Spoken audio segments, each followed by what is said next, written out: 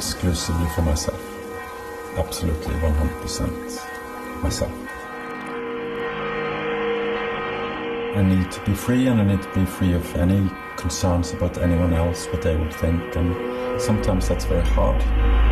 Having grown up when I did, situation at home were very, restricted sometimes, like claustrophobic, and a lot of rules and a lot of things that was kind of made it life hard sometimes, and then the books were like the way out, really.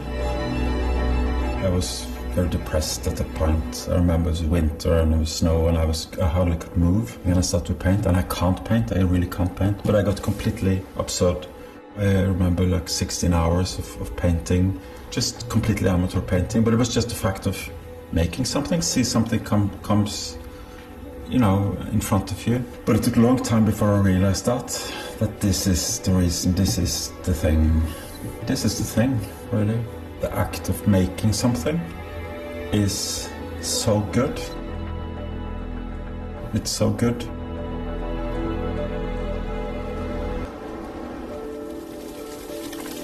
I never know where my writing is going, so I'm always goes to places that interest myself. I need to be free, and I need to be free of any concerns about anyone else, what they would think. The thought of having written a bad book is, is tormenting and terrible, but then you have a new chance and you can do the next one.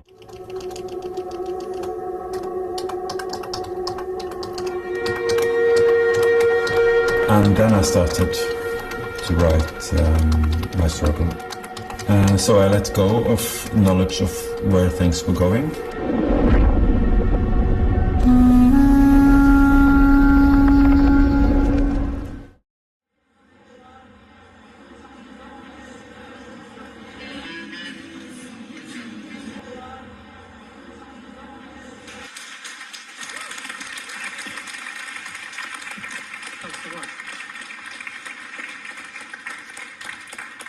Det var en veldig hyggelig intro. Veldig. At folk gidder å sitte her på en fredagskveld slår meg som en, veldig hyggelig at dere er her. Veldig hyggelig at dere er her. Har vi noe godt i glasset, eller er vi liksom på, ja, veldig bra.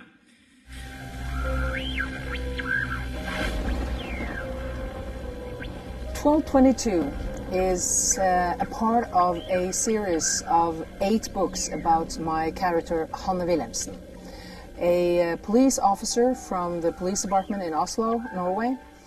In a way, I wanted to write a modern homage to Agatha Christie.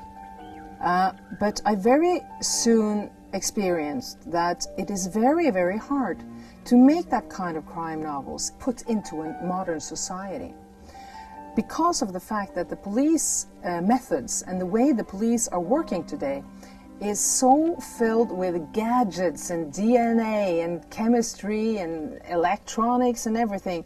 So what I did was I put 200-300 people on a train and I sent it up to the mountains in Norway. And in the very rugged and most remote area that a train can get to in Norway, it derails. And at the same time, of course, this big snowstorm hits. And voila, I have a society stuck in the middle of the mountains with no way of getting away from there in at least 2 or 3 days. And a murder takes place. And on board the train, and now in the hotel, 1222 meters above the sea, Hanne Wilhelmsen is stuck. And in this situation, with a snowstorm, with no way of getting out in days, she has to rely on her little gray cells, just like Hercule Poirot, and she cannot make use of all the stuff that they have in CSI.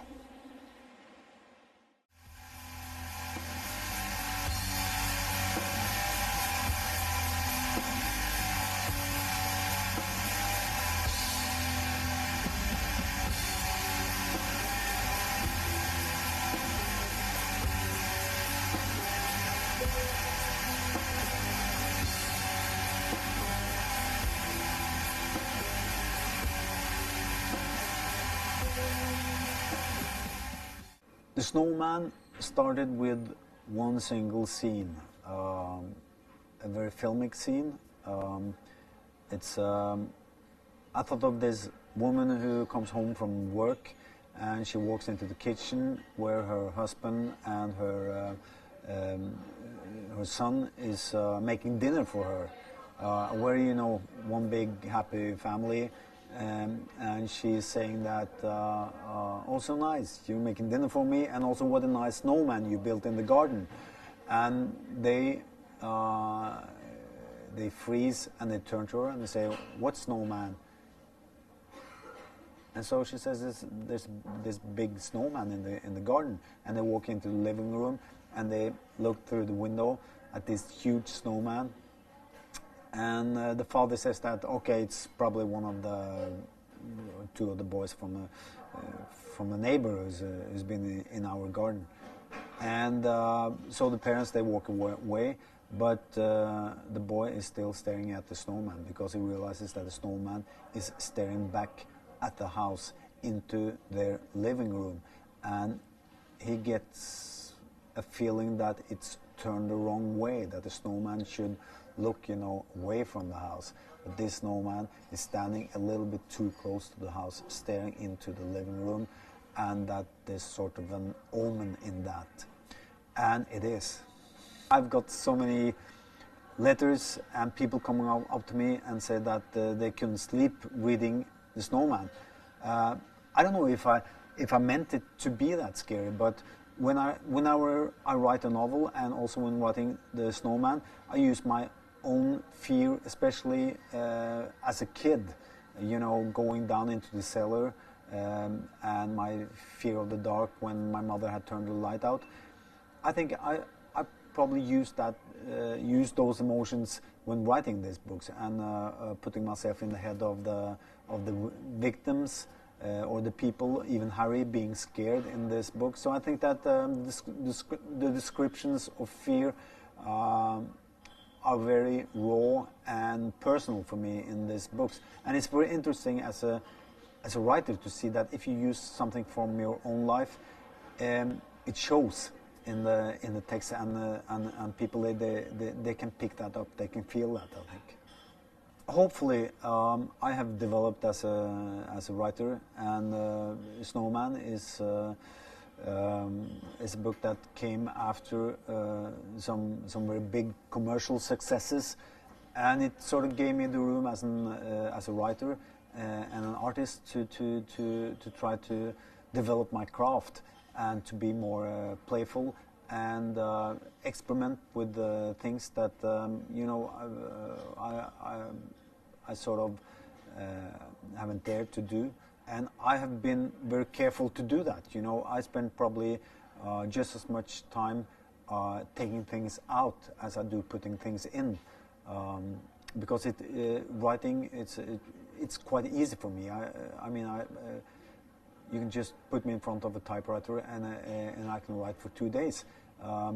So what I'm doing now is that I'm spending 1 day writing and 1 day taking away things. But I think in the Snowman, there are things that doesn't seem to have anything to do with the story, but you just have to be a little patient, and finally you will see what function that detail have in the story.